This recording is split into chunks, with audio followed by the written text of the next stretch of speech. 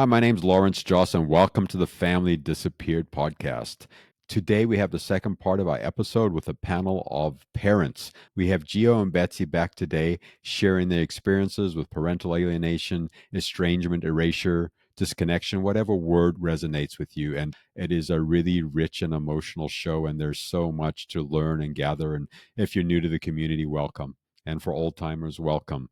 And remember, please share, like, leave reviews. And when I say share, like share this with your parents, with your other family members, other people in your community. This podcast is meant to be educational, and it's also meant to call people into this conversation. Like we want to educate folks. We want to let people know what's happening in our lives and what it feels like. I can't even name how many times people have looked at me when I said I don't have connection with my kids, and they just don't understand, and they think I'm a bad parent or there's something going on. And I'm definitely not a perfect parent, but to contextualize our experiences, this podcast is really, really, really important when we have these panel of parents on here. So let's jump into the conversation.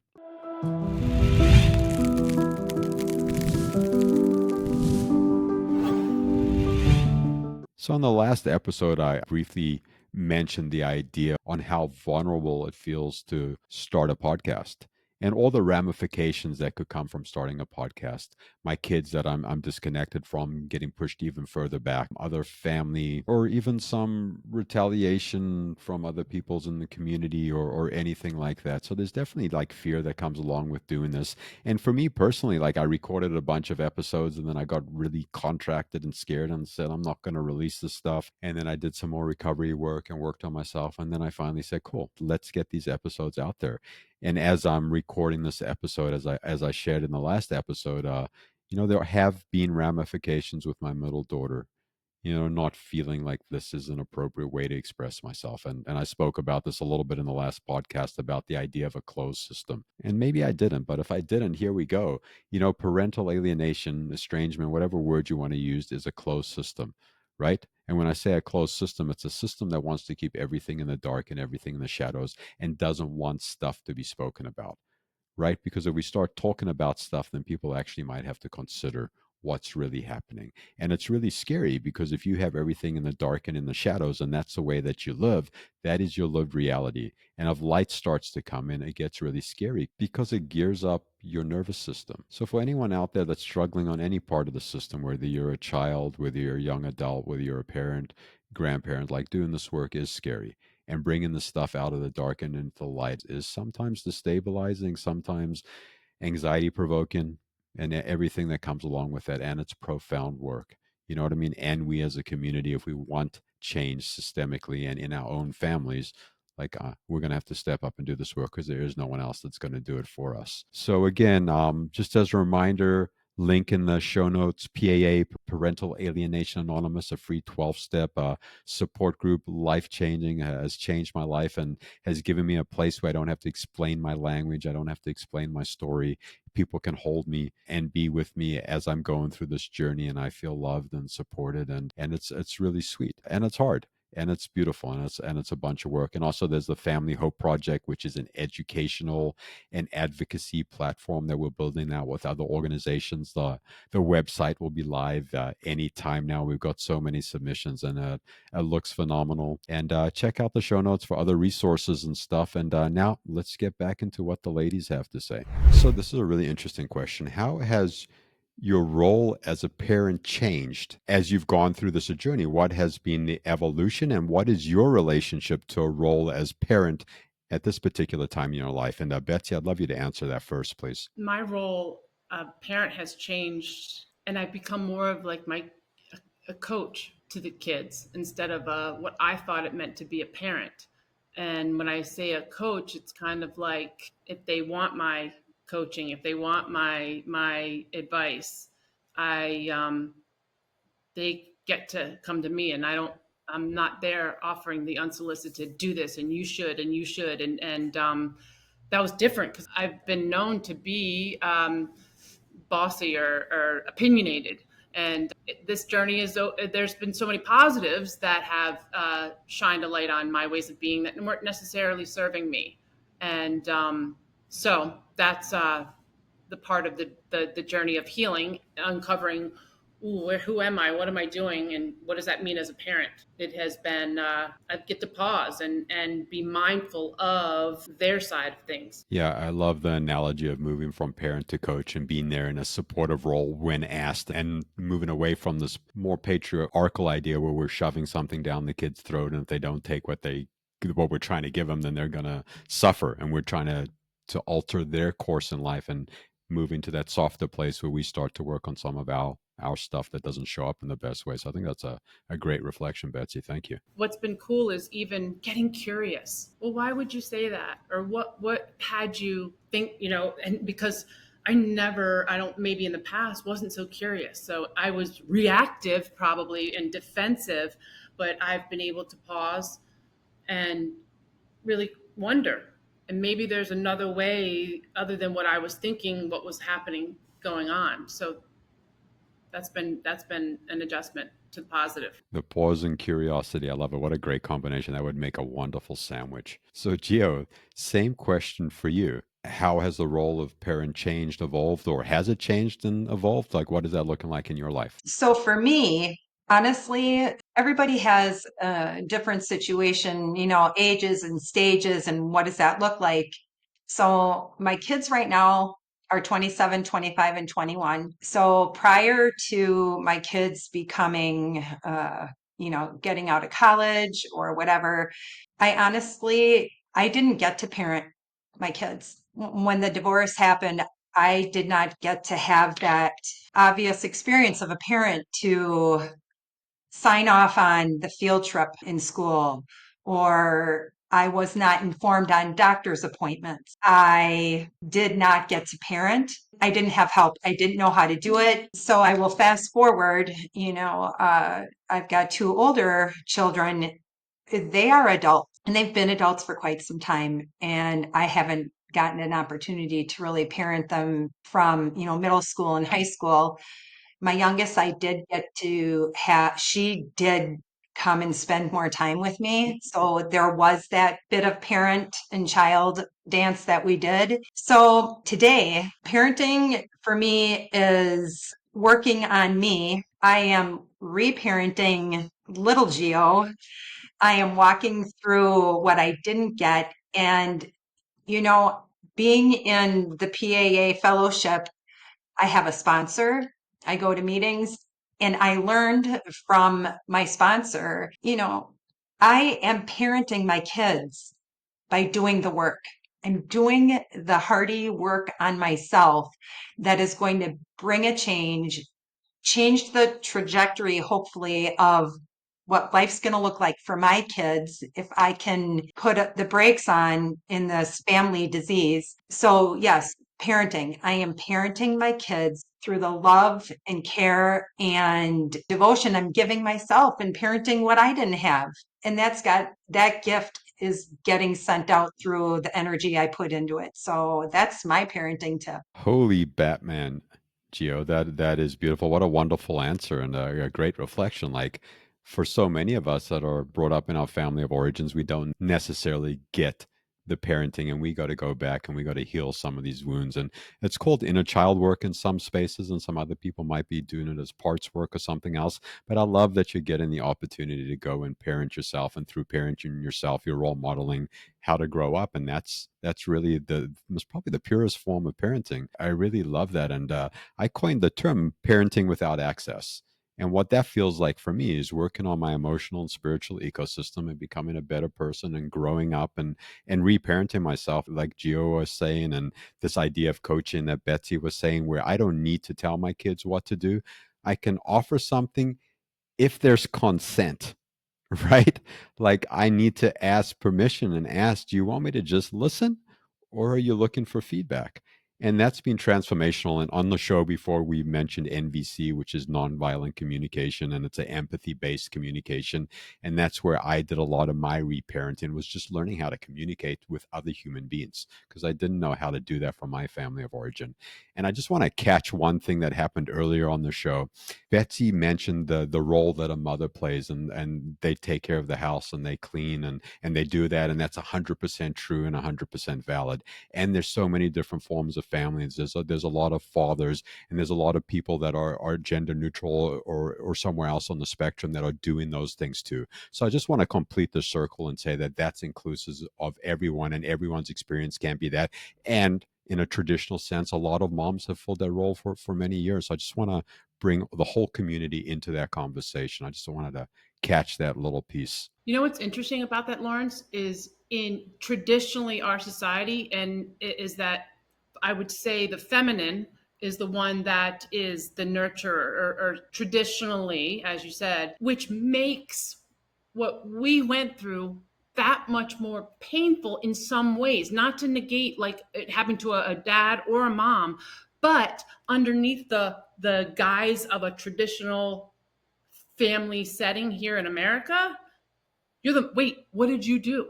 Wait, you don't have the kids? Your mom, you don't have so you have this stigma that almost for me was a lot even added to the pain of like, oh well, you must have done something that the kids don't want to be with you. And do you the pain of having to walk gracefully through that without trying to wait, I didn't do anything. I have 50% custody. It's not, I didn't get the kids taken away from me. So I say that when I reference it as a mother, that's also something to I think is noted in America, that traditionally that it's really painful, that period. I don't, if that's kind of awkward, but I think you got me. Yeah, I want to acknowledge, yeah, that the pain that you've been through and what a struggle was for you as a mother, and navigating your community and every social event and not having access to the kids, how devastating that was as a mother and for all mothers. And I'm just going to layer my lived experience that this is gender neutral.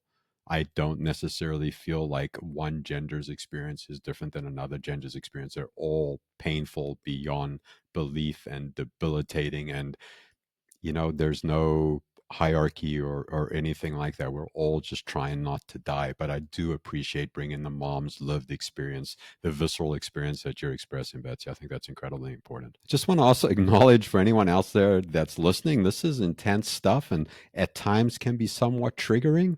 And we're trying to do this in the most open hearted, loving way. And please take care of yourself. Shut the podcast off and take a couple minutes of silence. Take a couple deep breaths to get back into your body. Please treat yourself with love. We're bringing out lived experiences, which are incredibly beautiful and robust and intense. Like, let's just acknowledge that this is a lot and fantastic. So I'm going to jump into the next question.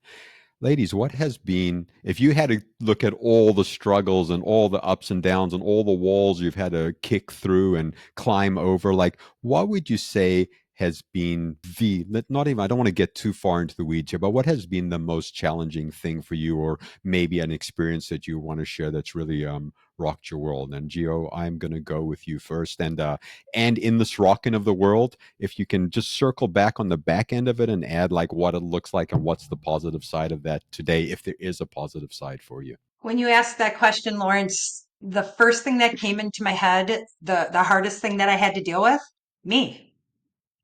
I had to deal with me. And I say that because the situation that I've been in had a way of bringing me to myself to face me, to face my fears, to face my inadequacies. And this has to do with, this issue has impacted, it's not for me, it's not just about my family unit, my family and my kids and the divorce and the alienation. I am also alienated from my own parents. And there's a lot of confusion that goes on with peeling back these layers of your life and looking at yourself. And, I got really good at tearing myself down. And what use am I? What good am I if I don't have myself in check? And it has honestly been a humbling experience just rebuilding myself to function optimally, not just in my relationship with my kiddos, but just stepping into my life, all facets of your life. It's not just the kids. So when my divorce was going on, when that whole period was going on, I didn't know about words like I'm hearing today, reunification. Some of these words I'm hearing, I just I got divorced. I'm in a living hell with my kids. What is happening? Nobody's helping me. I don't understand anything. All those things are very traumatic, but I had to deal with me. And so whether that makes sense or not, it resonates with me. So yes, I had a lot of work. Thank you for that, Geo. And I know for me, when you said me, my whole body started to tingle. Like my body got hot. I started to sweat a little bit because ultimately, wherever I go, there I am, and I'm the common denominator in every single one of my relationships.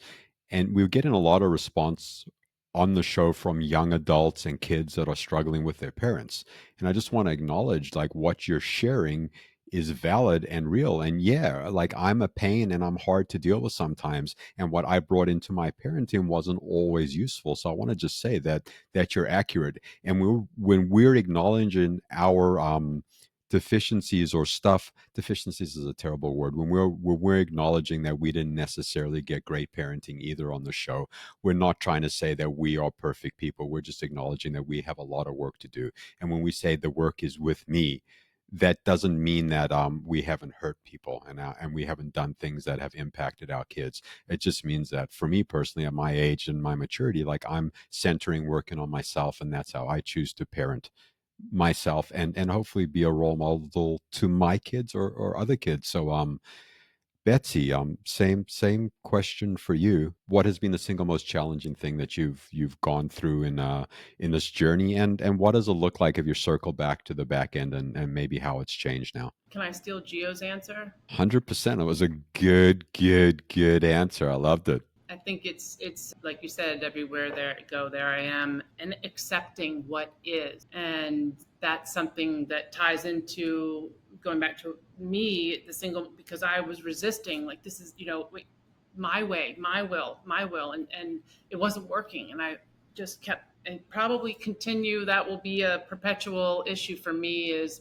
my will over God's will, and that has been the single most difficult thing. If I got an attorney, if I spend this money, that just help me, just it should be like this, and letting go of that should and just accepting what is has been the hardest thing that I've been dealing with. And what was the other part of that question? It's just what it looks like today. Like accepting what is has been really challenging for you, and I'm guessing that you're in more acceptance today or something to that degree. Yeah, definitely in more acceptance and to let go of how it's supposed to look and how I thought, and trying to really stay in the present moment, because boy, I love to like go in the back and if I hear a song, or if I am with people at a family and I see it, that can really trigger me and my deep profound sadness and hurt that still, I don't know if that will ever go away,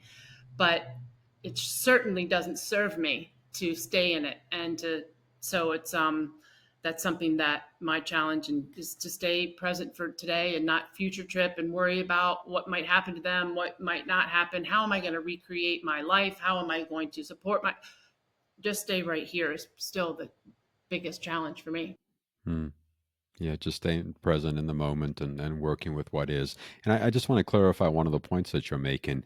Accepting what is for me just means that I can't control other people, places, or things, but it doesn't mean that I'm not doing my own work. It doesn't mean that I'm not advocating for myself. It doesn't mean that I'm not in self agency. It doesn't mean that I'm not showing up. Does that resonate with you or some version of that, Betsy, when you say just accepting what is? For sure, which goes into that started to make me think of the word surrender, that I'd never, like my view of the word surrender was it when in the you know what, fuck it, the fuck it, excuse my French if you're not allowed to cuss on here, but it goes into that part of surrender and accepting is I'm resigned, you know what, that was probably like the old me, and now it's more of the okay, it's just this is how it's supposed to go, and I'm still going to be okay, and this whole thing is going to work out how it's supposed to work out according to surely not my plan. Yeah, very beautiful. And I got to think that most parents going through this with that acceptance and that letting go and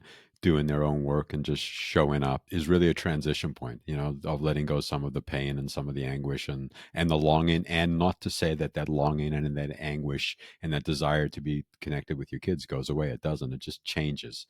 At least for me with the letting go, it just changes. It's just a 16th of 1 degree, So, yeah, that's great perspective, Betsy. Thank you. I think I like this question. If you could tell your younger self one thing not to do in this journey, what would that be? And let's start off with you, Betsy. If you could tell your younger self one thing not to do along this journey, what would that be? Not to lose my voice, not to lose my voice. And that's a hard, really hard place to be in as a young mom, as a young woman who's a team player. It's the where do I stand in my power of this, and where do I let go and acquiesce something. So that's something that I found more and more that I stopped using my voice, stopped believing in that I mattered and what I wanted mattered, and like do for the greater good, which can turn into martyrism. And that's something that I would tell my younger self, not to lose your voice. I love that, and yeah, there's so much power in agency, and this is another common thread is this idea of taking the high road and acquiescing our voice and giving to the greater good because we think everyone in the system is given to the greater good, and it's just not true. It's really a point of contention in 12-step programs saying take the higher road, and in life in general, it doesn't necessarily help. It is definitely a way that I know that I've tried to circumvent the system by trying to be really good and really nice and the nice guy, and it hasn't served me well or my kids well in reality. So I love introspection and reflection, Betsy. Thank you. And Gio, if you could tell your younger self one thing not to do, what would that be? Take off the fancy window curtains.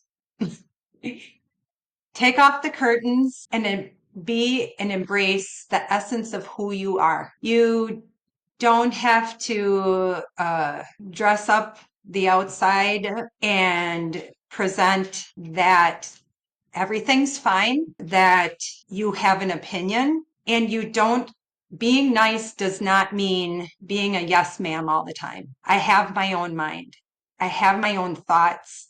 And, remembering that these things were not instilled in me as a young girl. So, when we talk about this, it's almost like I feel like I can actually do this now. I can actually visualize a younger version of myself and almost kind of hold her and look at her and say, you know, let out who you really are.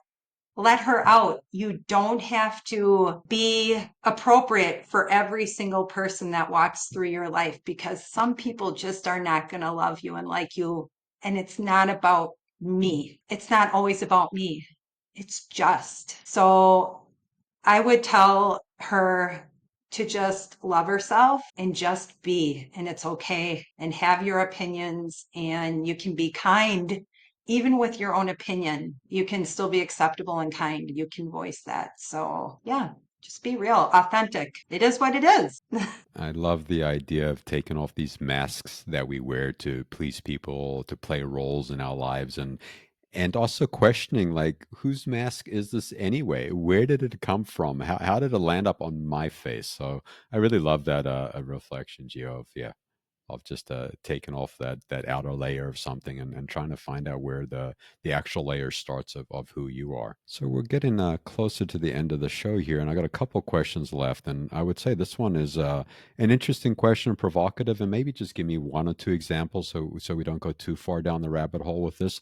But what resources would you like to see out there for parents, families struggling with this that might not be there? Or even what resources would you like to share, one or two resources that maybe not everyone knows about? So either part of that question. And Gio, let's go with you first. So, as far as resources, I don't know if you mean for me personally. I do listen to the community. There is, for a lot of people in the parental alienation community, what I'm picking up in conversation and meetings is people are really looking for answers with the legal system, what that looks like.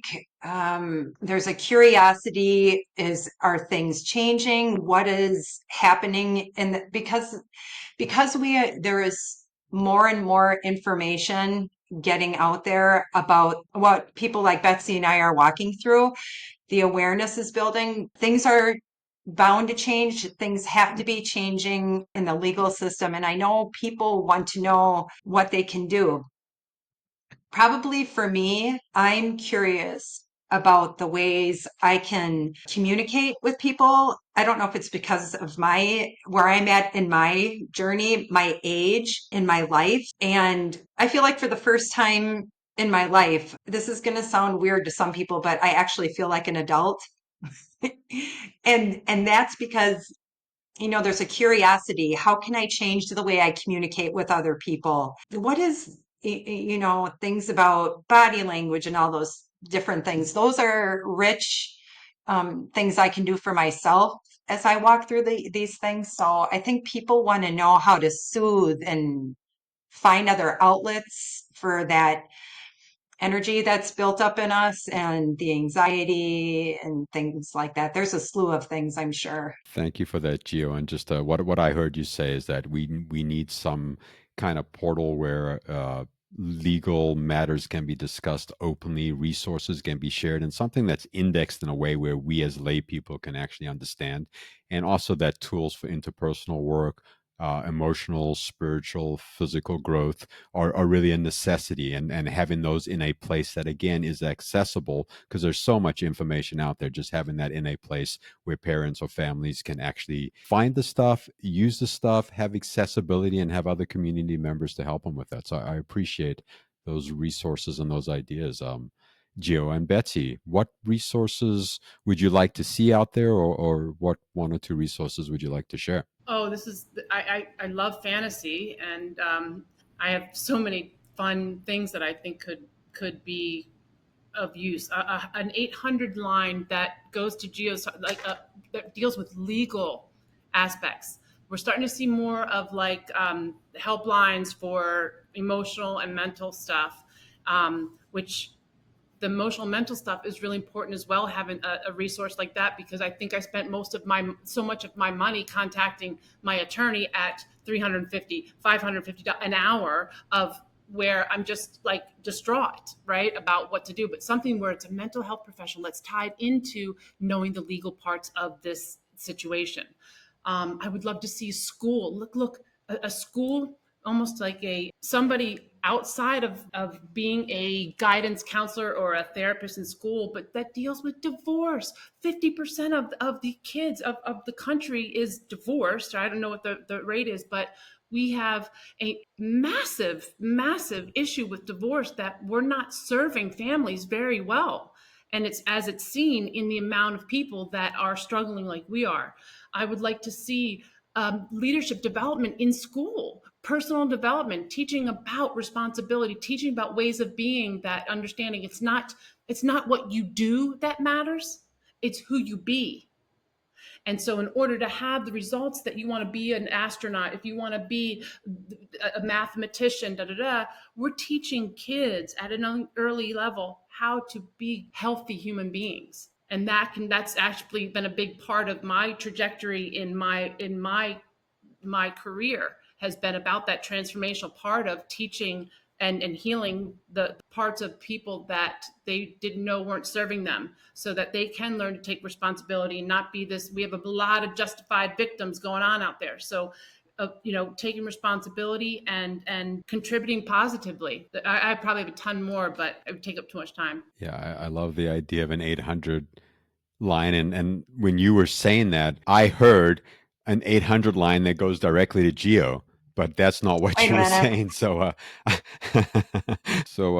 I love the idea of the 800 line, of the mental health, of getting our kids and everyone's kids some resources at a younger age, and really deal with the mental health and the developmental aspect. Yes, I agree 100%. That would be a Lawrence, imagine the divorce family attorneys, that they have a division of, you have your, what is it, the person that does like their paperwork. What are they called? Whatever. But the you would have maybe every family attorney, divorce attorney has a mental health professional that's on staff that you could pay, but it's not as much money as the lawyer themselves, but that this person is tied into, as on the lawyer's team, and knows your case and your situation, and it's not as expensive to talk to that person as opposed to going to the attorney. That's actually a really cool idea to actually have a mental health professional in the office with people that are helping families navigate through that. I love that. I haven't heard that before. I'm going to give that 5 stars. So our final little reflection over here is if you could tell parents out there that are struggling with this and are in the early stages, and I will also say that have access to a lot of resources that they want that we didn't necessarily have on the journey 10, 12, 8, 15 years ago that are available now. What would be the two most important things that you would like to share with any parents out there that they can actually take an action step today when they're done with the podcast? And I'm going to go with you first, Betsy, and then we'll wrap up with Geo. I am so grateful for the PAA community, the meetings. And as much as I was so grateful for the Al Anon community, and even going to parent focused meetings in Al Anon, this one is having PAA has been incredibly comforting, and no one can relate like that group. Yeah, that's my biggest one, I think. Beautiful. Thank you for that, Betsy. And Gio, what about yourself?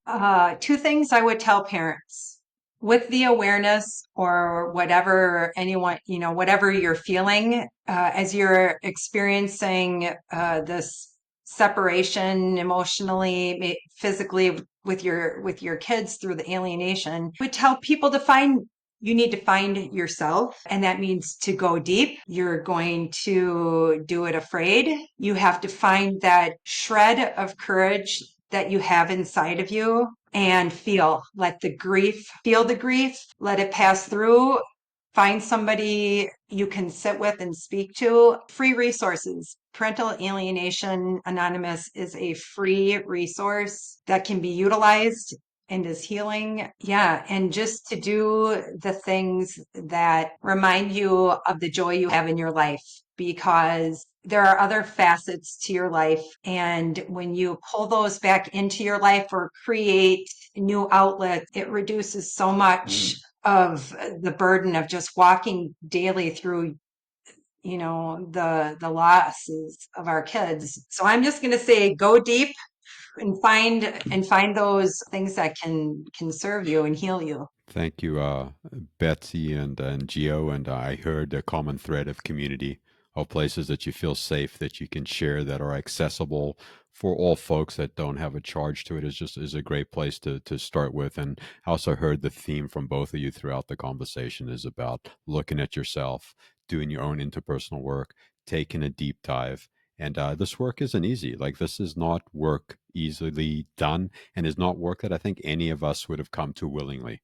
And life changing and life affirming and expansive and rich. And ladies, thank you so much for taking the time and sharing yourselves so openly and vulnerably. I think the community is going to love it, and it's going to be really, really, really important stuff that we're sharing. So thank you.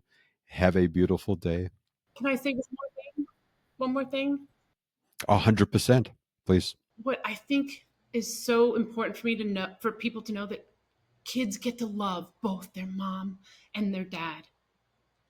Bottom line.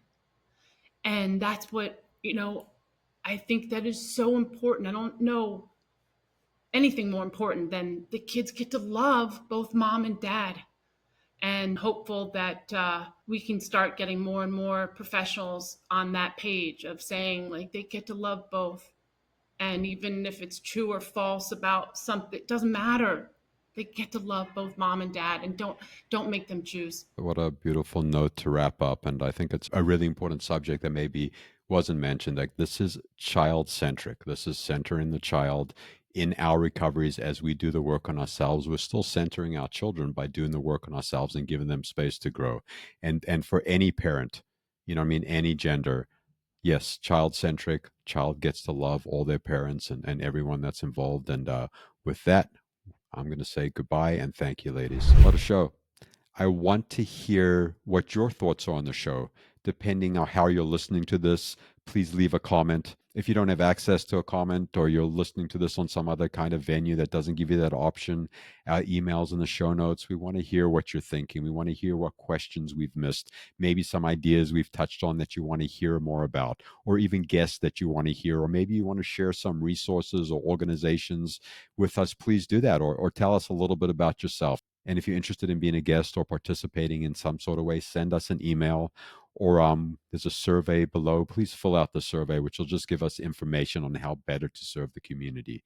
And please remember to like, share, leave reviews. You know what I mean? And what these things are, it's not about us building ourselves up, but as we get more reviews, more likes, more shares, we can touch more people's lives.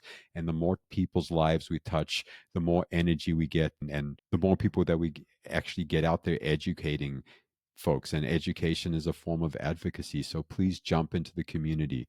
Please come along for the journey. And we're here to help. And we want to hear what you have to say. And thank you for joining us today, and have a beautiful day, a beautiful week. And again, sounds strange when I throw this at the end of the show, but I love you.